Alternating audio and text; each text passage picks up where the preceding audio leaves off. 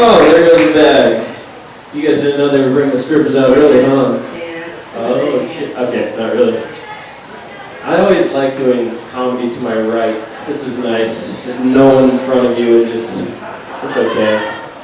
I did something weird recently. You guys ever, anybody in here, trying to get a read, anybody ever accidentally sleep with somebody that was taken? Not like Liam Neeson taken, just like had a relationship going and you, no one's gonna admit to that, just me? Okay. I'm not a bad guy. I mean, here's the thing, people want to call you an asshole when you sleep with someone who's in a relationship, right? Thing is, when I had sex with this girl, I didn't know at the time that she was in a relationship. She didn't tell me that. So I can't be considered an asshole for sleeping with her, right? Right? Somebody, right? See? And even though we all agree on that, there are certain people that still want to call me an asshole for doing that. But I mean, I figure it's okay. I just call those people my girlfriend because she wasn't, okay. That joke isn't that good, you guys are right. But I feel like some girls can get mad at anything, like sleeping with somebody else. Or I've got one of those girlfriends that it's summertime right now, and she can't tan, and she thinks that's like the worst problem in the world. Fuck the starving kids or whatever. I can't tan, I wish I could tan like everybody else. That's her main agenda.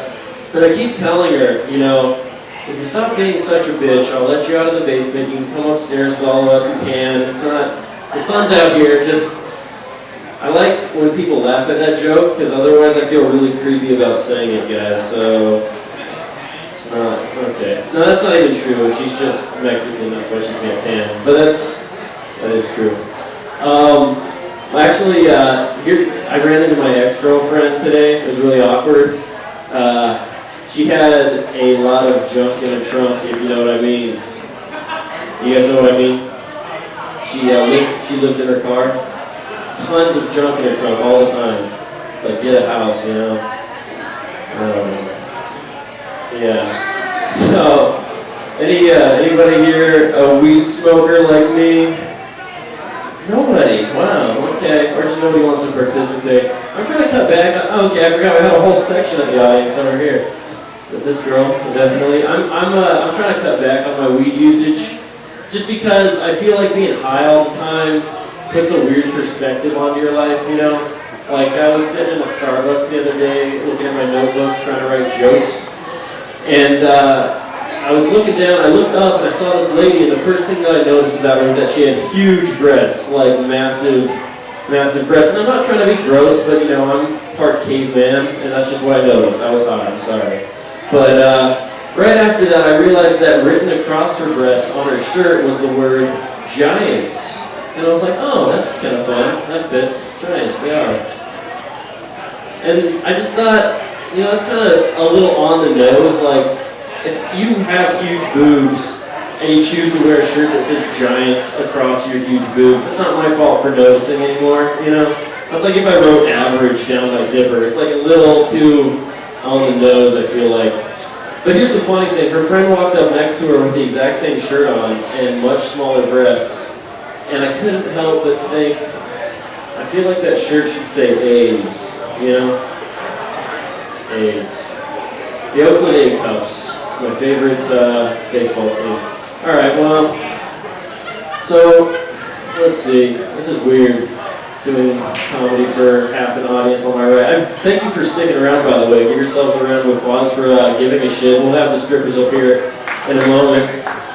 Or don't give yourself a round of applause. AJ will do it. I was sitting around today and I was thinking about all the things that a girl might look for in a guy, because I'm lonely and we think about those kind of things from time to time.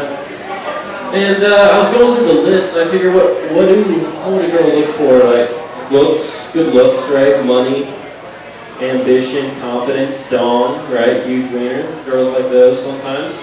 And I was thinking about that, and I realized that it must be a real bummer if you are a poor, ugly, unambitious, insecure dude with a huge dick.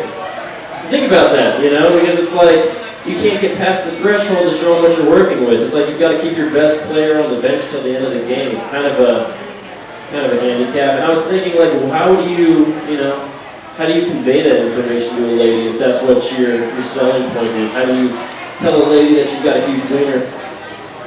And I don't know, there's not a lot of socially acceptable ways to do it. You can't walk up to them all evangelical style, like, excuse me, ma'am, have you heard the good news? Have a huge dick.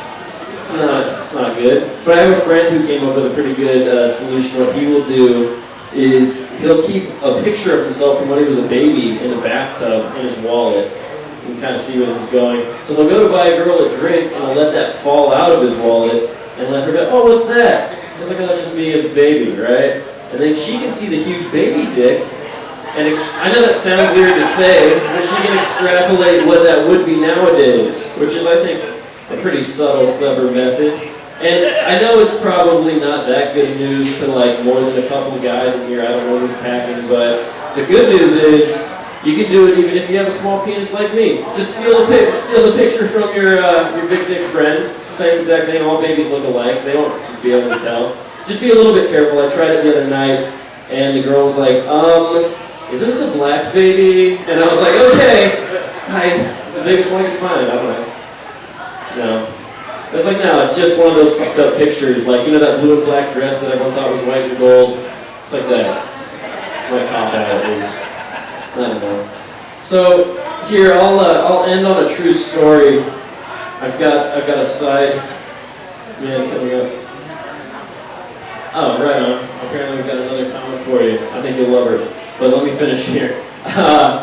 So, I recently actually did get out of a relationship.